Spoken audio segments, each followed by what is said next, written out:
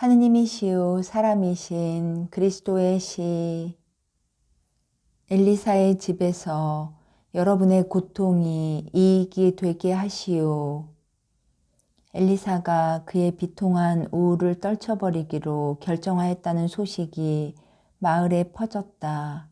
어떻게나 소문이 퍼졌든지 예수께서 사도들과 제자들의 앞장을 서서 그 집으로 향하여 가실 때에 많은 사람이 주의 깊게 예수를 살펴보고 또 예수에 대하여 예수께서 오신 것, 예수와 같이 있는 사람들에 대하여 그리고 어린아이는 누구이고 여인들은 누구들이며 예수께서 무슨 약을 엘리사에게 주셨기에 나타나시자마자 엘리사를 그렇게도 빨리 캄캄한 밤과 같은 정신착란에서 벗어나게 할 수 있었는지, 무엇을 하실 것이며 무슨 말씀을 하시려는지 목자 이 사람 저 사람에게 물어볼 정도이다. 그리고 질문을 더하기를 바라는 사람은 질문을 또 한다. 마지막으로 이런 질문을 한다. 우리도 갈 수 없습니까? 하고 거기 대하여 목자들은 대답한다. 그건 모르겠습니다. 선생님께 여쭤봐야 합니다. 가서 여쭤보세요. 그렇지만 선생님이 우리를 냉대하시면 어떡해요? 선생님은 절대로 냉대를 하지 않으십니다. 죄인들까지도요. 가세요, 가요. 선생님은 그걸 기뻐하실 겁니다. 대부분 엘리사처럼 꽤 나이 많은 남녀 한때가 서로 의논을 하더니 앞으로 나와 베드로와 바르톨로메오와 말씀을 나누고 계신 예수께 다가가서 별로 자신 없는 목소리로 선생님 하고 부른다. 무슨 일입니까? 하고 바르톨로메오가 묻는다. 선생님께 말씀을 드리고 뭘 좀 여쭤보려고요. 평화가 여러분에게 있기를. 내게 무슨 질문을 하려고 하십니까? 사람들은 예수께서 미소 지으시는 것을 보고 용감해져서 말한다. 저희들은 모두 엘리사와 엘리사의 집안의 친구들입니다. 저희들은 엘리사의 병이 나았다는 말을 들었는데 엘리사를 보았으면 합니다. 그리고 선생님의 말씀도 듣고요. 저희가 가도 됩니까? 내 말을 들으려고는 물론 와도 됩니다. 엘리사를 보러 가는 것은 안 됩니다. 여러분의 우정을 억제하고 여러분의 호기심도 억제하세요. 거기에는 호기심도 있으니까요. 방해해서는 안 되는 큰 고통을 존중하시오. 그렇지만 엘리사가 낫지 않았습니까? 빛으로 돌아오는 중입니다. 그러나 밤이 끝날 적에 단번에 대낮이 됩니까? 또 꺼진 불을 다시 피울 때 불꽃이 이내 힘있게 됩니까? 엘리사의 경우도 마찬가지입니다. 작은 불꽃이 일어나는데 혹 때 아닌 바람이 불면 불꽃이 꺼지지 않습니까? 그러므로 신중하게 행동하시오. 그 여인은 상처투성이입니다. 우정까지도 그 여자를 짜증나게 할 수 있을 것입니다. 그 여자에게 휴식과 고요와 은둔이 필요하니까요. 어제까지와 같은 비통한 은둔이 아니라 자기 자신을 다시 찾기 위한 인종하는 은둔이긴 하지만 말입니다. 그러면 저희들은 엘리사를 언제 보게 됩니까? 여러분이 생각하는 것보다 더 빨리요. 이제는 엘리사가 구원의 길을 따라가고 있는 중이니까요. 그러나 여러분은 저 어두움에서 벗어난다는 것이 어떤 것인지 모를 것입니다. 그 어두움은 죽음보다도 더 고약합니다. 그리고 거기서 벗어나는 사람은 결국 거기에 있었다는 것과 세상 사람들이 그것을 안다는 것을 부끄럽게 생각합니다. 선생님은 의사이십니까? 나는 선생입니다. 그들은 집 앞에 도착하였다. 예수께서는 목자들에게로 몸을 돌리시고 말씀하신다. 마당으로 가시오. 그리고 당신들과 같이 가고 싶은 사람들은 가도 됩니다. 그러나 아무도 소리를 내지 말아야 하고 또 마당보다 더 멀리 가도 안 됩니다. 너희들도 잘 보살펴라 하고 사도들에게 말씀하신다. 모든 것이 다 잘 진행되게. 그리고 아주머니들은 살로메와 알페오의 마리아에게 말씀하시는 것이다. 아이가 소란을 피우지 않게 조심하세요. 안녕. 예수께서 문을 두드리시는데 다른 사람들은 오솔길로 해서 정해진 장소로 간다. 하녀가 대문을 연다. 예수께서는 하녀가 자꾸 꾸벅꾸벅꾸벅 절을 하는 가운데 들어가신다. 마님은 어디 계신가? 선생님의 어머님과 같이 계십니다. 그리고 생각해 보십시오. 마님이 정원에 내려가셨습니다. 기막힌 일입니다. 기막힌 일이에요. 그리고 어제 저녁에는 식당에 오셨습니다. 울고 계셨지만 오시긴 오셨습니다. 저는 보통 드시는 양젓 한 모금 대신 식사도 드셨으면 하고 바랐지만 그렇게 하도록 하지는 못했습니다. 식사를 하시게 될 걸세. 고집 부리지 말게. 주인 마님에 대한 당신의 사랑에도 참을성을 가지게. 예, 구세주님, 무엇이든지 말씀하시는 대로 하겠습니다. 과연 예수께서 말할 수 없이 이상한 일을 하라고 여인에게 시키시면 군말 없이 하였을 것이라고 생각한다. 그만큼 그 여자는 예수님은 예수님이시고 예수께서 하시는 일은 모두가 잘하시는 일이라고 확신한다. 그러는 동안 하녀는 과일나무와 꽃이 가득한 넓은 정원으로 예수를 모시고 간다. 그러나 과일나무들은 스스로 잎을 돋게 하고 꽃을 피게 하고 열매를 맺게 하고 크게 할 생각을 하였지만은 1년 전부터 돌보지 않는 가엾은 꽃들은 키가 작고 뒤얽힌 작은 숲이 되어서 그 중에서 제일 약하고 키가 작은 화초들은 기운 있는 화초들의 무게에 찍어 눌려 말라 죽어가고 있다. 화단, 오솔길 할 것 없이 모두가 어지럽게 뒤얽힌 가운데 보이지 않게 되었다. 하녀가 그의 필요 때문에 상치와 야채를 가꾼 정원 안쪽에만 질서가 좀 잡혀 있다. 성모님은 엘리사와 함께 땅에까지 내려오는 포도 덩굴과 덩굴손이 마구 뒤엉킨 정자 아래에 계시다. 예수께서는 걸음을 멈추시고 젊으신 당신 어머니를 바라다 보신다. 성모님은 매우 예민하게 엘리사의 생각을 자극하시고 어제까지 비탄에 잠긴 여인의 생각을 사로잡았던 물건과는 대단히 다른 물건들 쪽으로 향하게 하신다. 하녀가 주인 여자를 찾아와서 구세주님이 오셨습니다 하고 말한다. 여자들이 몸을 돌려 예수께로 향하여 오는데 한 분은 다정스러운 미소를 머금으시고 또 한 여인은 피로하고 정신 나간 얼굴을 하고 온다. 평화가 두 분께 있기를. 아름다운 정원이군요. 아름다웠었지요. 하고 엘리사가 말한다. 그리고 땅이 기름집니다. 얼마나 아름다운 열매들이 익어가는지 보세요. 또 저 장미나무에는 꽃이 얼마나 많고요. 그리고 저것은 백합꽃이지요. 예, 제 아이들이 잘 놀던 못 둘레예요. 그러나 그때에는 정돈되어 있었지만 지금은 여기가 모두 폐허가 되었습니다. 이제는 제 아이들이 놀던 정원 같아 보이지를 않습니다. 며칠 안 가서 정원이 다시 이전처럼 될 겁니다. 내가 언니를 도와드리겠어요. 그렇지 예수야. 나를 엘리사하고 며칠 같이 있게 여기 둬두겠지. 우린 할 일이 아주 많다. 어머니가 원하시는 것은 무엇이든지 저도 원합니다.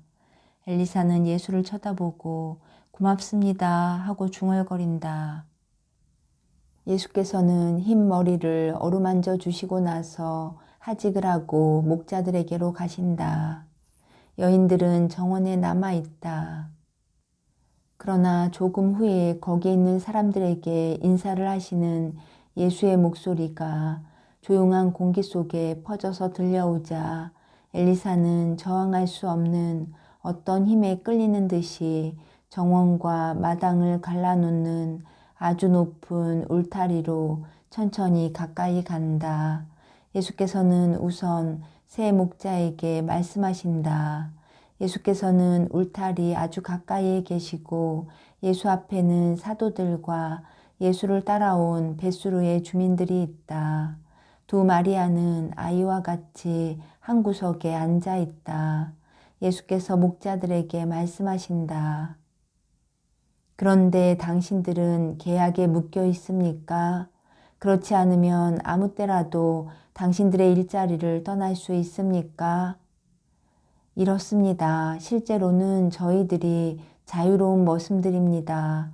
그렇지만 양떼를 보살필 일이 대단히 많고 또 목자들을 구하기가 어려운 지금 갑자기 떠나는 것은 훌륭한 일로 생각되지 않습니다. 그렇지요. 훌륭한 일이 아닐 것입니다. 그러나 곧 그렇게 할 필요는 없어요.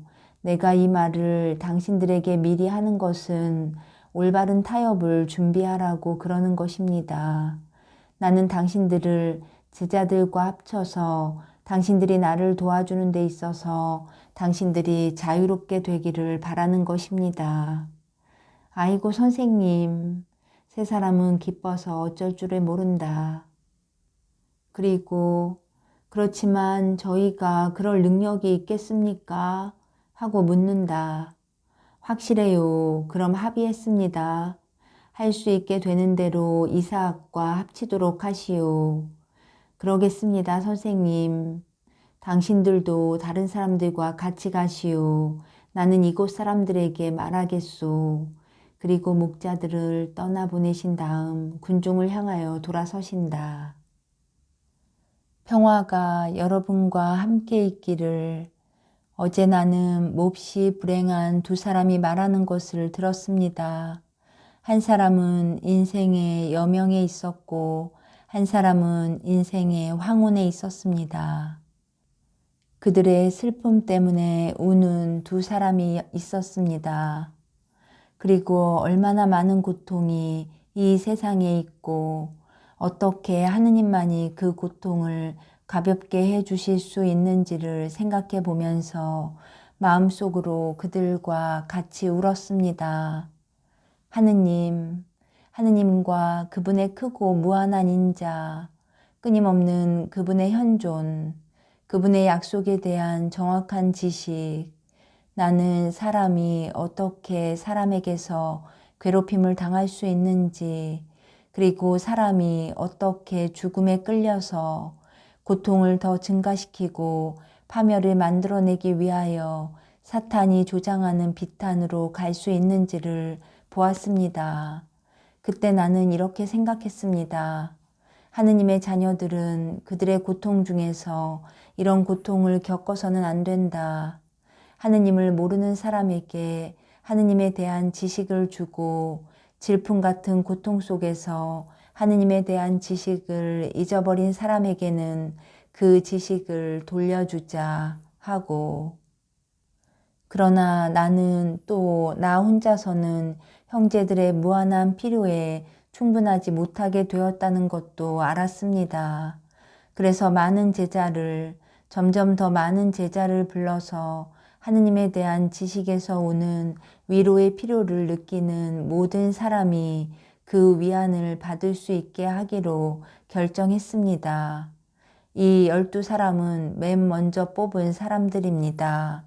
이 사람들은 나를 도와서 너무 큰 고통의 무게에 찍어 눌리는 모든 사람을 내게로 데려올 수 있고 따라서 위안으로 데려올 수 있습니다. 나 진정으로 여러분에게 말합니다. 몹시 슬퍼하고 지긋지긋해하고 마음의 상처를 입고 필요한 사람은 모두 내게로 오시오. 내가 여러분의 고통을 나누어 받고 여러분에게 평화를 주겠습니다. 내 사도들을 통하고 새로 오는 지원자들로 인해 매일같이 수가 늘어가는 내 남녀 제자들을 통하여 내게로 오시오. 여러분은 여러분의 고통 중에 위안을, 외로운 가운데 동물을, 형제들의 사랑을 얻어 세상의 증오를 잊게 될 것입니다. 여러분은 모든 사람보다 높은 최고의 위로자, 완전한 동무, 하느님의 사랑을 얻어 만날 것입니다. 여러분은 아무것도 의심하지 않게 될 것입니다. 여러분은 이런 말은 결코 다시 하지 않을 것입니다. 이제 나는 끝장이야. 그러지 않고 이렇게 말할 것입니다. 거리를 없애고 분리를 없애는 영적인 세상에서 내게는 모든 것이 시작된다고, 그것은 고아들이 아브라함의 품에까지 올라간 부모와 합쳐지고 아버지 어머니들이 그들이 잃었던 자녀들을 다시 찾고 과부와 호라비들이 그들의 배우자를 다시 만날 세상입니다. 나는 노에미가 베들레헴에서 더욱 가까운 이 유다 땅에서 어떻게 사랑이 고통을 덜어주고 기쁨을 도로 갖다 주는지 상기시키겠습니다. 울고 있는 사람들은 노에미의 집에 남자가 없게 된 다음 그의 슬픔을 보시오. 노에미가 오르파와 롯에게 낙담하여 작별을 하는 말을 들어보시오. 너희들은 친정으로 돌아가거라. 너희가 죽은 내 아들들에게와 나에게 자비를 베푼 것과 같이 주께서 너희에게 자비를 베푸시길 바란다. 노에미의 고집하며 지친 말을 들어보시오. 노에미는 이제 인생에서 바라는 것이 아무것도 없었습니다. 전에는 아름다운 노에미였지만 지금은 고통으로 몹시 피로한 비참한 노에미였습니다. 노에미는 자기가 남편의 사랑과 아들들의 애무 사이에서 지낸 젊은 시절에 행복했던 곳에 가서 죽으려고 그리로 돌아갈 생각만 하고 있었습니다. 노에미는 이렇게 말했습니다. 가거라, 가. 나를 따라와야 소용없다. 나는 죽은 사람과 같다. 내 목숨은 이제 여기 있지 않고 저기 그들이 있는 저 세상의 생활 속에 가 있다. 죽어가는 물건 곁에서 더 이상 너희 젊음을 희생하지 말아라. 나는 정말 이제는 물건에 지나지 않으니까 말이다. 내게는 모든 것이 관심이 없다. 하느님께서 내게서 모든 것을 빼앗아 가셨다. 나는 극도의 불안일 뿐이다. 그리고 너희에게도 극도의 불안이 될 거다. 그렇게 되면 내 마음이 무거울 것이다. 그리고 내게 벌써 많은 벌을 내리신 분인 주님이 내게 그 보상을 요구하실 것이다. 살아있는 너희를 죽은 몸인 내 곁에 붙들어 둔다는 것은 이기주의일 것이기 때문이다. 친정으로 돌아가거라. 그러나 롯은 이 고통스러운 노인을 돕기 위해서 남았습니다. 롯은 자기들이 당해야 하는 고통보다 더 큰 고통이 있다는 것과 젊은 과부로서의 자기의 고통이 남편 외에 두 아들까지 잃은 시어머니의 고통보다는 덜 절실한 것임을 깨달았습니다. 다시는 애무도 받지 못하고 좋은 충고도 듣지 못하면서 빌어먹으며 살아갈 수밖에 없게 된 고아의 고통이 자녀들을 잃은 어머니의 고통보다 훨씬 더 큰 것과 같습니다. 마치 여러 가지 동기로 인류를 미워하게 되고 어떤 사람을 보거나 그에 대해서 자기를 방어해야 하고 무서워해야 할 사람으로 생각하는 사람의 고통은 다른 고통들보다 더 큰 것과 같습니다. 그것은 그 고통이 살과 피와 심리 상태에만 영향을 미치지 않고 초자연적인 의무와 권리를 가진 영에게도 영향을 미쳐 영원한 파멸로 이끌어가기 때문입니다. 세상에는 자녀 없는 어머니가 얼마나 많고 어머니 없는 어린이들이 얼마나 많습니까? 늙고 외로울 때에 그들을 돌보아 줄 자녀가 없는 과부가 얼마나 많습니까? 모두가 불행한 사람들이기 때문에 사랑이 없는 사람들로서 점점 더 미워하기 때문에 점점 더 괴로워하는 불행한 인류에게 사랑을 주고 또 줌으로써 사랑하고자 하는 그들의 욕망은 채우고 증오는 억제할 수 있는 사람이 얼마나 많습니까? 고통은 십자가입니다. 그러나 날개이기도 합니다.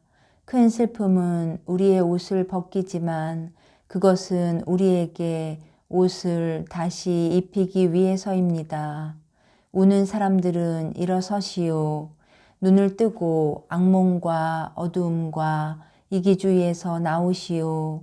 보시오. 세상은 사람들이 울고 죽는 황야입니다. 그리고 세상 사람들은 고아들과 병자들과 외로운 사람들과 의심하는 사람들의 입을 통하여 배신과 잔인으로 인하여 원한에 사로잡힌 사람들의 입을 통하여 사람 살려 하고 부르짖습니다. 부르짖는 사람들에게로 가시오. 잊혀진 사람들 가운데에서 여러분 자신을 잊으시오. 병자들 가운데에서 병이 나으시오. 실망한 사람들 가운데에서 희망을 가지시오. 세상은 이웃을 통하여 하느님을 섬기고 하늘을 얻고자 하는 착한 뜻을 가진 모든 사람에게 하느님과 결합하고 있는 사람들과 친교를 맺고자 하는 착한 뜻을 가진 모든 사람에게 열려 있습니다. 여기에는 풍부한 결과를 내는 훈련이 있고 저기에는 승리가 있습니다. 모든 고통을 당할 때에 롯을 본받으시오. 여러분도 나는 죽을 때까지 당신들과 같이 있겠습니다 하고 말하시오. 자기들은 구제될 수 없다고 믿는 저 불행한 사람들이 이제는 나를 노엠이라 부르지 말고 하느님께서 내게 슬픔을 가득 채워주셨으므로 나를 마라라고 부르시오 하고 대답해도 끈질기게 그렇게 말하시오. 정말 잘 들어두시오. 여러분의 고집 덕택으로 언젠가 저 불행한 사람들이 이렇게 외칠 것입니다. 자기의 고통을 가지고 착한 결과를 낳게 할 줄을 안 어떤 사람의 보살핌을 통하여 나를 고민과 슬픔과 외로움에서 꺼내주신 주님은 찬미 받으십시오. 그 사람이 내게는 구원이었으니 하느님께서 그에게 영원히 복을 내려주시기 바랍니다 하고 노에미에 대한 롯의 착함이 이 세상에 메시아를 주었다는 것을 생각하시오. 메시아는 다윗의 후손인데 다윗은 이새의 아들이고 이새는 오벳의 아들이며 오벳은 보아즈와 롯의 아들이기 때문입니다. 보아즈는 살몬에게서 났고 살몬은 나우손에게서 나우손은 아미나답에게서 아미나답은 아람에게서 아람은 헤스론에게서 헤스론은 베레스에게서 났습니다. 이분들이 베들레헴의 평야에 와서 정착해 살고 주님의 선조들을 마련했습니다.